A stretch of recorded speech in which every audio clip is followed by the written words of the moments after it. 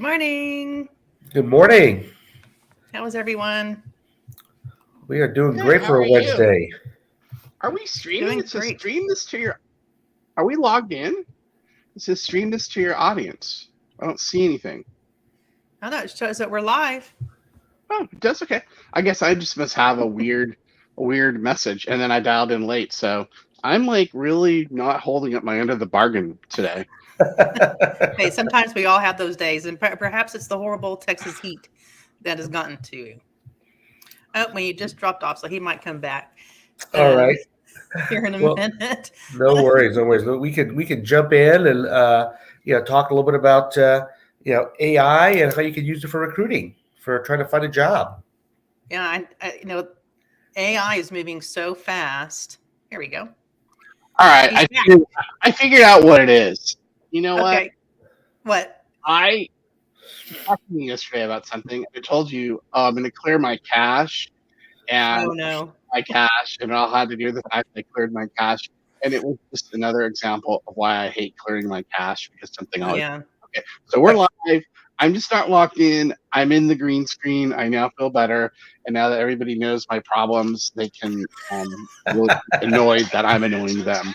Okay, yeah, Hey, it probably makes them feel good that they don't have the same problems. I'm sure. yeah. Somebody else has technical Yeah. challenges.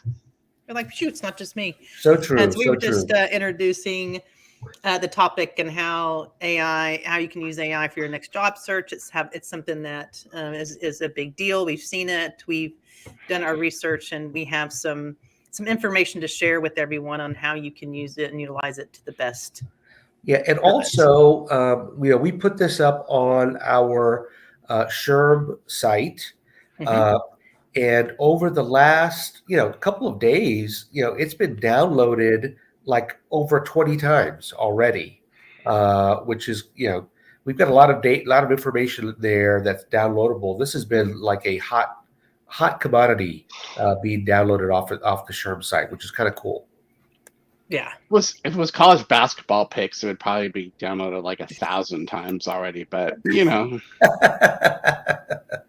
Yeah, well, we kind of already know where the main guy's going to go to San Antonio. So I mean, the rest of it doesn't Yeah. really matter.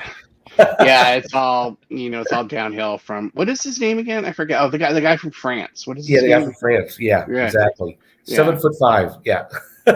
Is that all? They Yeah, it couldn't find doesn't an mean 8-footer.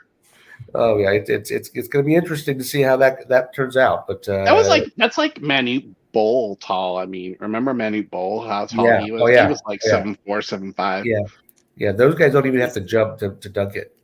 But I Oh digress. yeah. Just Yeah, we do digress, but that's okay.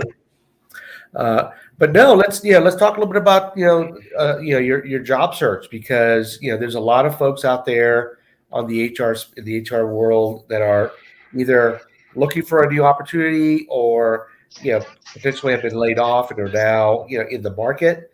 And we really think that there's a lot of things that you really need to do as a candidate now in this new world job market. And we identified a few of the things here, but it's really about the biggest part of this. The whole thing is really about building your network and having a really strong network that you can call on. And we've talked about this before, but building your network when you don't have a job is probably the wrong time to do it.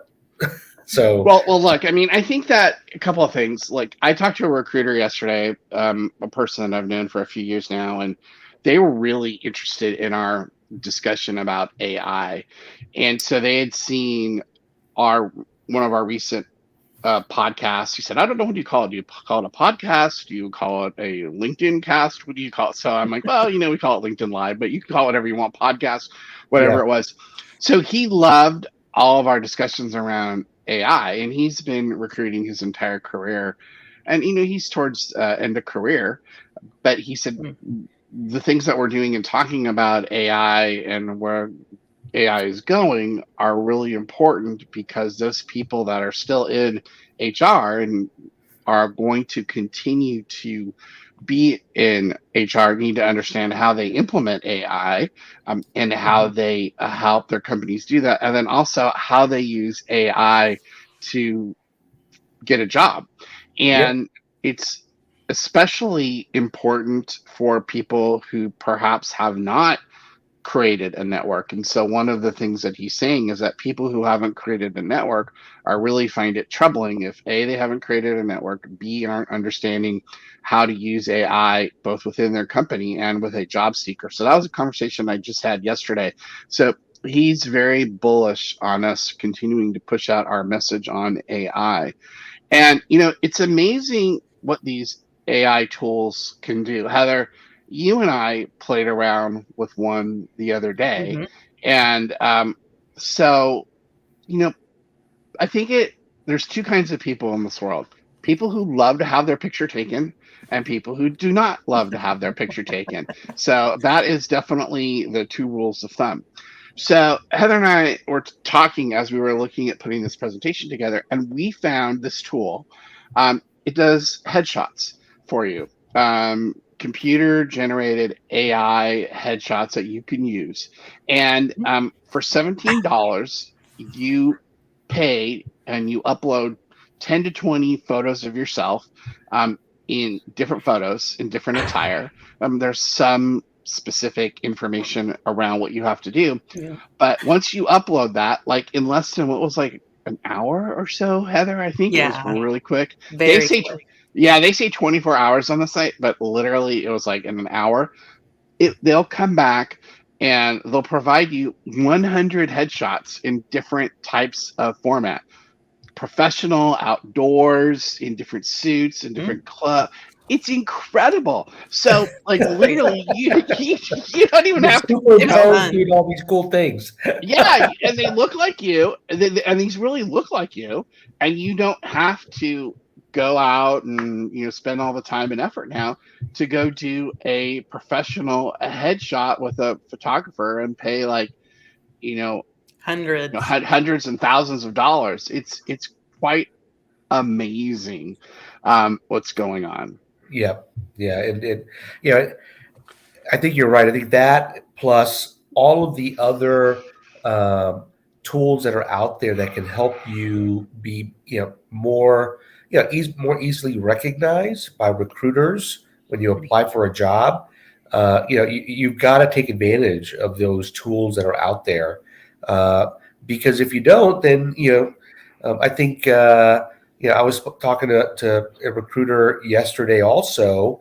And they're basically saying that for every, it was an HR director yesterday, but for every job posting that they put out there, they're getting immediately more than 200 resume applicants. So guess what folks are doing? They're basically using AI to sort through those those resumes, Mm-hmm.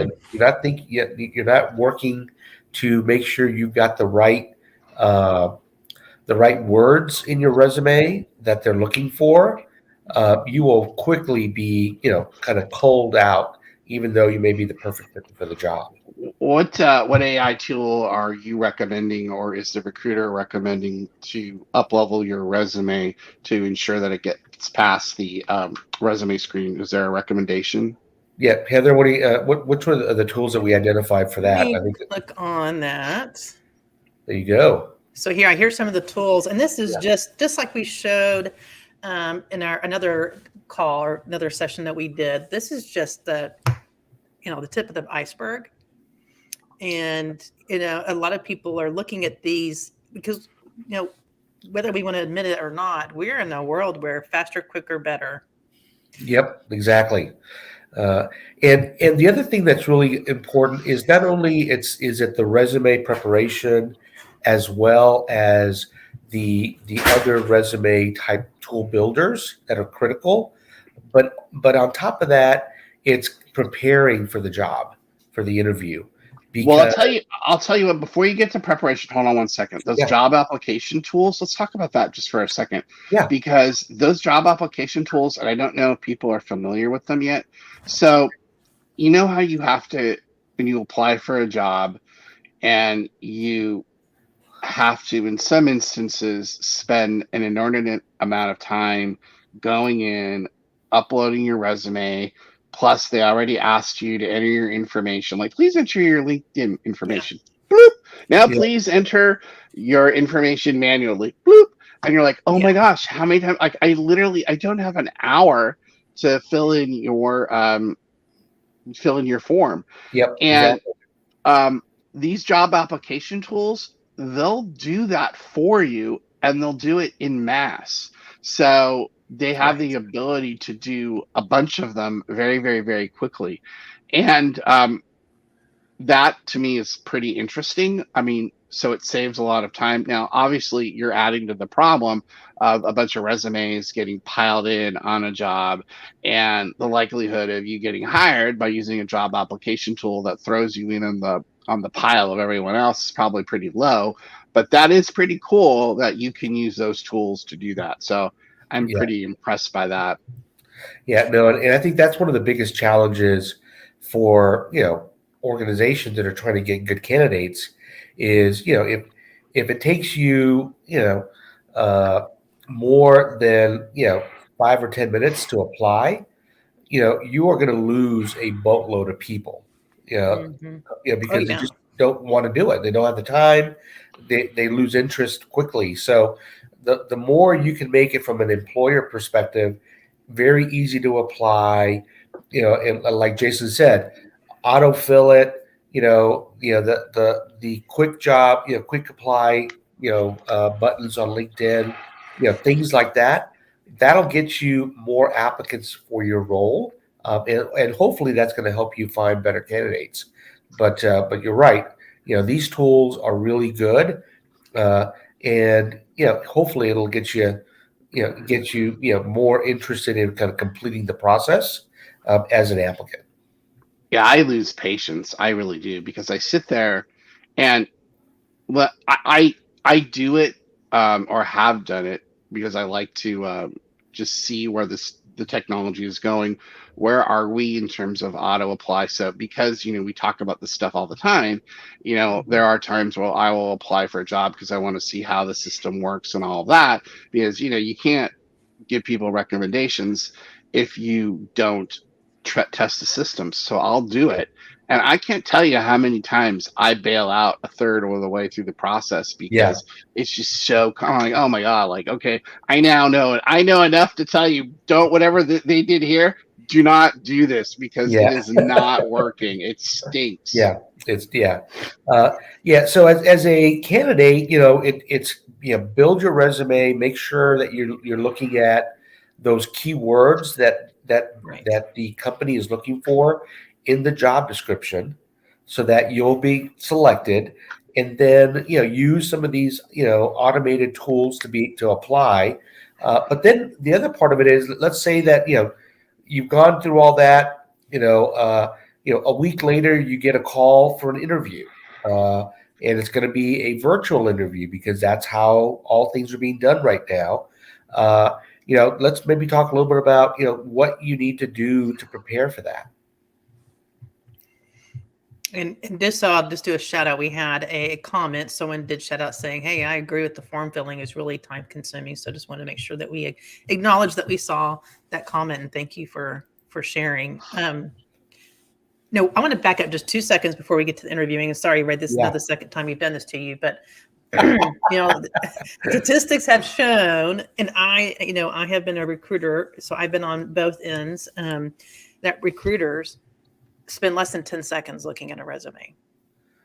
So if I would say it's more like 3. 5, yeah, especially if you've got hundreds to look at. And if you added a cover letter, it's like 1.5 for the cover letter and 1.5 for the resume. So you just cut your chances when you include the cover letter. I know for all you people who love the cover letters, it's an ongoing debate, but I don't think a cover letter is appropriate. But when appropriate or when asked for, and then I think typically, and I'm speaking on behalf of recruiters, I could totally be wrong. Put a comment in if you disagree. That for professional positions, probably the next step is the LinkedIn account. Taking a look at the LinkedIn account and seeing what additional information that you're sharing there. So I just wanted to put those two pieces in, and I'll let you go now, Ray. Sorry. No, And the other thing too, from a recruiter's perspective, we're working with a client right now, and one recruiter, and we're helping them improve their process. It's kind of that's the goal of our support. But one recruiter has 71 job openings. Oh, that's doable. Okay, so you know, so if your resume does not pop in front of a recruiter that's got 71 openings, think about that, because if you're, if they're looking for, let's say it's a hospitality job, and you don't put in your resume at the very beginning, my background matches your job exactly, you're not going to get looked at. So it's really about, you know being very precise with your resume, because recruiters are overwhelmed with roles to fill, and clearly, like Jason said, 71 jobs is, they're not doing any recruiting, they're just pushing resumes. Well, remember the thing that's interesting about these resume curating tools when they're within the organization and they come in. So what is going to be happening more and more is that, yeah, that recruiter who has 70 requisitions, they're going to group all the jobs together. So the jobs that are more similar, all the tool will pair for those jobs and send all those resumes that direction. And then those jobs that are more complicated, those resumes will go to those jobs. So I think in terms of the analysis, of what resumes do I touch and what looks good, I think the resume curating tools. So I don't think I know the resume curating tools are making that a lot more easy, but still, you've got to be able to beat the tool to be able to get your information in there, which is good for the candidate curating tools. Now, at the end of the day, you still have 70 jobs, and you still have to recruit against 70 jobs, and you still have to hire those people and phone screen them and set all of that up. So that's obviously a challenge. And a lot of these AI tools that are coming on board are allowing a lot of those processes to get automated. So I think what you'll be seeing more and more of is that within the organization, your more manual tasks like the um, HR coordinator sets up the interviews and things like that will be less and less as we go to more, as these AI tools get better to be able to set up all of those things. So I think that's what you're looking at. So over time, a recruiter may be able to more easily handle 70 jobs. I know this company that you're talking about because they are a client of ours, and they're not AI sophisticated like that. So that's not happening for them. But there are other companies that are doing these things, which is what we're seeing as the growth of the AI platform. And and the one thing that Ray always talks about, which you guys have got to remember on any of this stuff, is if you're sort of caught in this loop of submitting resumes and AI is looking at them, and you're using resume tools to try to push your stuff through the AI, I mean, it's a lot of work still. But and the reality of it is, that's probably not where you're going to get your job. It's going to be because you were out networking with people. You were talking to somebody that you knew in your network. You were outside of your house, off the computer, having coffee, meeting with somebody for lunch, interacting as a person, and you networked and found a job. So do not underestimate the value of that, even with all of this technology and the AI stuff just going crazy. Do not underestimate human interaction. Yep, that's exactly right. That's exactly right. So can we talk, Heather? Can we talk about interviewing? Yes, you can go now. I'm just playing. I'm just playing. So the other part that is going to be really important for you as a candidate is prepping for the interview, and and really being, uh, understanding exactly what the company wants, and then tying that back to your skills, and what you offer on your resume. So, if they're looking for, somebody with, accounting and closing the books, don't talk to them in your prepared interview responses about your ability to do financial analysis. That's not what they're looking for. They're looking for accounting, being able to close the books, being able to understand ledgers. So tie your prepared answers to questions to what they're looking for in the job description. Oh, I remember what you can do with like Big Interview or Wavy or Massive or some of these other ones. You can go in and you can tell them what the job is that you Mhm. are interviewing for, and you can give them the spec or you can tell them what it is. And then they will ask you questions based upon what the specs are of that job and what the AI believes you need to be able to answer. And then you can then obviously type in your answers, and it'll give you feedback on what they think of your answer for that job interview Exactly. that you're doing, that mock interview. So those are really cool. So if you're struggling, if you've struggled in the past in terms of how do I answer a certain question or how do I want to really come on strong, I would definitely take a look at some of these interviewing coaching tools, because they're doing actually a really cool job of helping people get prepared for those. Yeah, exactly. I mean, the one thing you want to nail is that first interview that's virtual, whether it's on the phone or whether it's on Teams. You've got to be prepared. Get there early. Don't show up 5 minutes late. That's not going to work. Uh, you know, don't show up unprepared, not knowing anything about the company you're talking to. Right. Uh, Mhm. you've got to be prepared and you got to take it serious because you have one shot. And as an interviewee, you don't want to screw up those opportunities because it's tough to get that far, but you really want to nail it and then get to the next level and get it Yeah. and get the job. And my Mhm. recommendation for all of this stuff is that you be very focused on what you want to do. So be focused on having a good interview with the company that you want to get to. So these job application tools, be focused on the jobs that you want to apply for. Just because you could probably apply for 100, maybe Mhm. you don't want to do that. Maybe there's only 10. So get really focused about the 10 and make sure that you do a good job on the 10. And make sure you do a good job on your resume for those 10 that you're applying to. So I would say get really, really focused. I think quality is more important than quantity. And if you do that, these AI tools can be super advantageous for you. But if you just focus on, yeah, this is just going to help me, spread my paper everywhere, I think at the end of the day, that's not necessarily a success for you. So I think being able to really successfully work with AI is bringing, that human sort of thought process around how is it going to work effectively? How am I going to manage it? And how am I going to bear these resources forward in an efficient way? And I think if you do that, then you'll have success with these AI tools. To me, that's what Yeah. I would do. Yeah, and Yeah. also I think we talked about your network, and just to kind of give folks an example of that. Uh, I had earlier this year I had breakfast in Austin, with a person who's looking for a recruiting manager, recruiting leader job. Had breakfast with him, had a great time.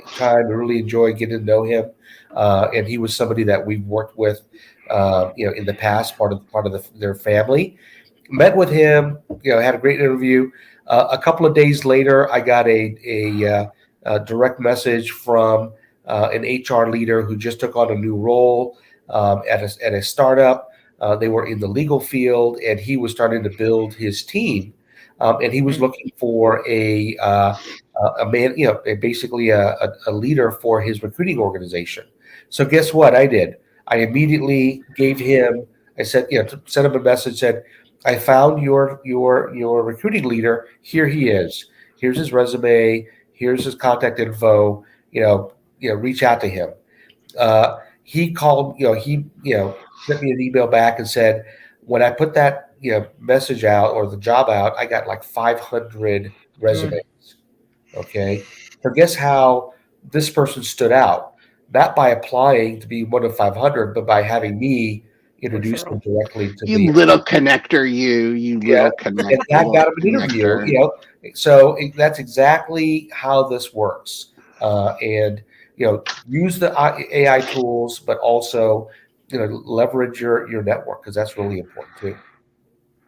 So just kind of pivoting just a little bit. So are we saying, and I think we're saying this, that there's more resumes per job than there was before? That has gone up. Are we saying that that's pretty clear that more people are applying for a job opening than in the past?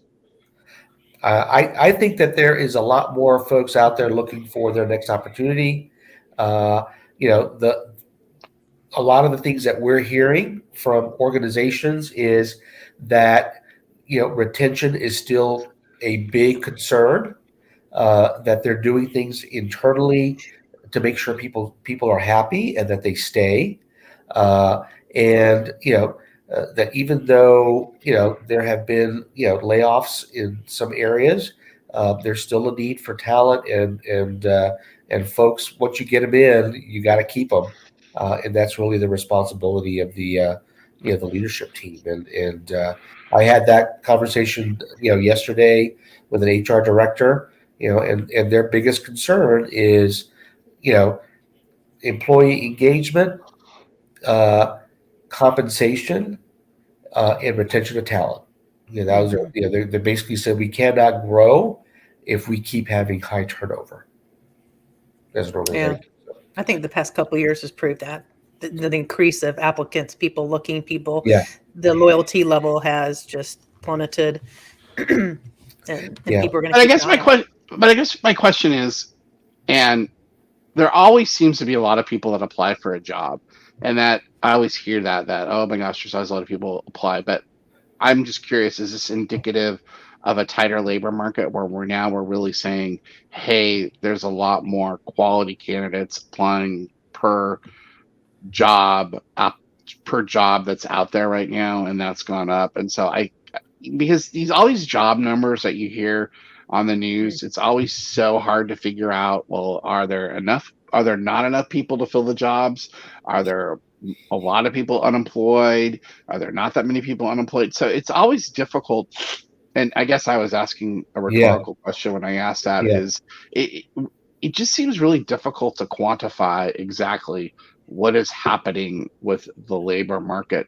So um, I think from what I've heard and what you've heard, probably yes, there are more resumes coming in than there had been for each opening, and so that's probably indicative of a softening or a yeah, softened labor market. Now, whether that's yeah. continuing or not, I guess that remains to be Mm. seen. Yeah, no, I think that what we're seeing a lot in the labor market is, folks are always looking for that next opportunity. So I think there's like Heather said, that engagement is not as strong with the company. Number Yeah. one. Number two, you have that the term of rage applying, which we Mm. which is I hate which that term. which I think is happening when folks are getting emails from their top leaders saying you got to be in the office, Mm. 3 days a week, but whatever those days are. So you've got that challenge, and I think you've got folks that are just really looking for more work life balance because of what's happened over the last several years, and they're like I really don't want to spend an hour and a half commuting and then my 8 hour day or 9 hour day and then another hour and a half.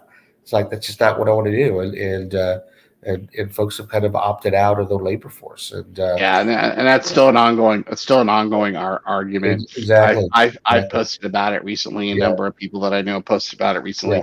CEOs feel like, okay, yeah, now everybody come back in 5 days a week, yeah, and that's never going to happen. yeah, So if you're pushing for that, that is a old yeah, paradigm, and it doesn't even have anything to do yeah, with COVID anymore. yeah, It's just this is the way people want to work and live, and so yeah, you can exactly. flush Yeah, the whole and I think whole thing. Yeah. demographically, during COVID, we lost, I believe it's 4 to 5 million people who just basically said, I'm retired, I'm done, and out of the labor Mm. force. And those folks aren't coming back. Yeah, well, but the interesting thing is some of those people are coming back because now Yeah, some degree of Mhm. inflation has forced people to come yeah, back into the workforce yeah, because inflation was a lot more than what they budgeted for. yeah. But that's a Another can of topic. worms for another day. But Yeah, all right, so it just basically we wanted to give you some thoughts around AI driven tools for your job search. We're available to help you. We're available to work with your organization on how to implement some of these tools. We're doing it all over, and we're looking forward to working with you. All right, so yeah, Heather, how does one get a hold of you should they want to talk to you? So I've got, I'll just, oh, sorry, I'm going to move this here. If we want to get a hold of us, I'm going to put that up. I've got our information that'll scroll towards the bottom. It's each of our email addresses. You can also go to our website, which I have in the background. So I will remove us from the screen here in a minute so you can see all the other information. And there's a whole bunch of really awesome ebooks that we have been putting together that we now have up there. So if you want some more detail, if you want the full ebook on this topic, it's up there.